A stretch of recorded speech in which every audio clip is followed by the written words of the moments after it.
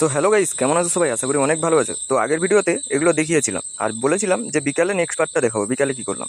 তো কালকে তো দেখানো হয়নি, কালকে অন্য ভিডিও দেখিয়েছিলাম, তো আজকে নিয়ে চলে এলাম। তো তারপরে চলে এসেছিলাম এই শ্রীকৃষ্ণদার দোকানে। তো এখানে এসে একটা টক দইয়ের প্যাকেট কিনে এলাম, কিনে নিয়ে সোজা চলে এসেছিলাম কারখানাতে তো এসে দেখি লাইন নেই, তাই আর বেশি দেরি না করে ছাদে চলে এলাম। তো আরও দুজন বন্ধুকে ডেকে নিয়ে এসেছিলাম, একা বসে থাকবো কেন, দু তিনজন মিলে গল্প করবো। তারপরে তো দইটা খেয়ে দিয়ে একটুক্ষণ কাজ করে আবার সন্ধ্যেবেলা বেরিয়ে পড়েছিলাম বাজারে। তারপর সেই চলে এলাম সেই দাদুর দোকানে, ঘরোলা দাদু, মানে ঘরোলা সবজি পাওয়া যায় ওই দাদুর কাছে। তো ওখান থেকে কিছুই নিলাম না, এই দোকানে এসে কিছু সবজি কিনে নিলাম। তারপরে দোকানদার বলছিল সব সবজি নাকি দাম বেড়ে যাবে, বাড়বে।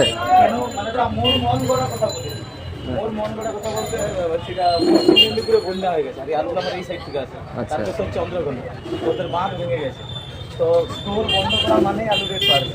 আজকে ফোনে দেখলি তো এখানে বন্যা হচ্ছে। তো সত্যিই চারিদিকে নদীর বাঁধ ভেঙে যাচ্ছে, বন্যা হয়ে যাচ্ছে। ঘাটাল, চন্দ্রকোনা এগুলো তো সব বন্যা কবলিত এলাকায়, আর এগুলোতেই বেশিরভাগ সবজি চাষ। তারপর যদি এরকম নদীর বাঁধ ভেঙে বন্যা হয়ে যায় তাহলে তো রেট বাড়বেই অবশ্যই।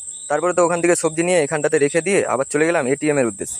কি আর বলবো, যেদিকে যাই ভিড়, এটিএম এ এসে দেখছি ভিড় লেগে আছে, তাই আর দেরি না করে চলে গেলাম এই কাকার সিঙ্গাড়া দোকানে।